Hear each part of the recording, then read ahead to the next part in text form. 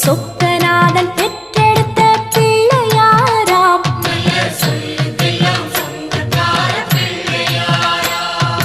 கைலாய மலைய விட்டு தெற்கே வந்தாராம். இந்த பிள்ளையாரு பட்டி கண்டு இருந்து விட்டாராம்.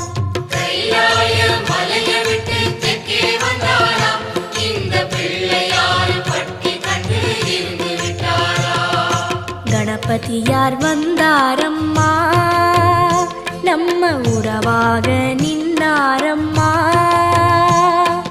கணபதியார் வந்தாரம்மா, நம்ம உறவாக நின்னாரம்மா. சொக்கநாதன்